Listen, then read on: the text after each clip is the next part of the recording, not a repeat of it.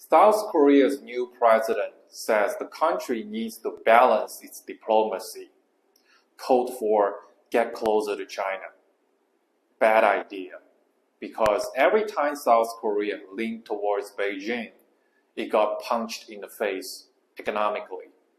Samsung lost billions, K-pop stars got banned, Korean dramas disappeared from Chinese screens.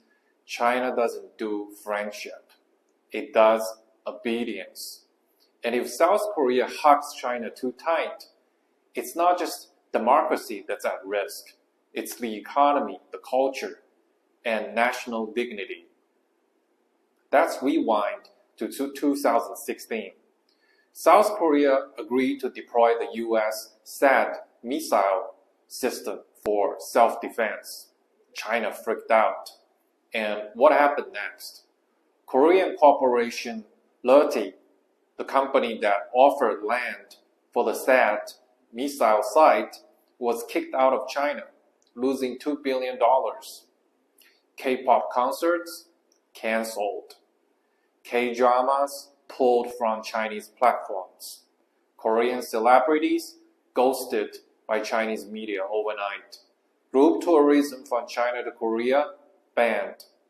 This wasn't diplomacy. This was economic blackmail. Now let's talk about Samsung, South Korea's crown jewel. China's retaliation during the THAAD episode slammed Samsung's smartphone business, once the dominant force in China, into the ground. Within 2 years, Samsung's China market share dropped to under 1%. Yes, you heard it right, 1%. All it took was some nationalist campaigns, state media scolding, and a nudge towards local alternatives like Huawei and Xiaomi. Billions gone. That's what happens when you rely on an authoritarian market. The rules change overnight. South Korea's cultural wave was crushing it in China, but Beijing didn't like how influential it was becoming, so they slammed the brakes. No more Korean dramas on major platforms. No more K-pop. Collaborations are completely eliminated. Entire censorship departments dedicated to filtering Korean content. Why? Because Korean pop culture carries something dangerous. The image of a liberal, democratic, globally admired society. Beijing can't have that, so it erased it. Korea leaned in, and China erased it anyway. Newly elected South Korean President Lee Jae-myung says South Korea should stabilize ties with China. Sure, stability is good, but let's be real. China doesn't want balance. It wants compliance. Look at what happened to Australia, Lithuania, and even the NBA.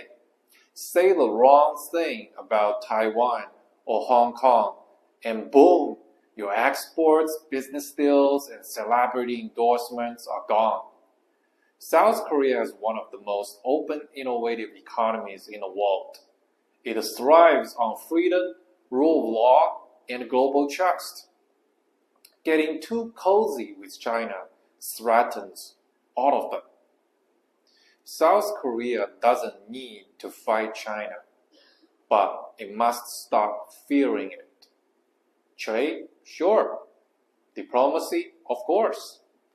But never forget, Samsung's collapse in China, K-pop's censorship, the THAAD missile punishment.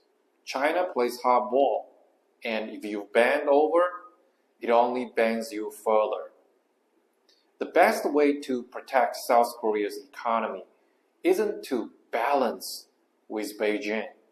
It's to stand tall, diversify trade, double down on innovation, and lead with confidence.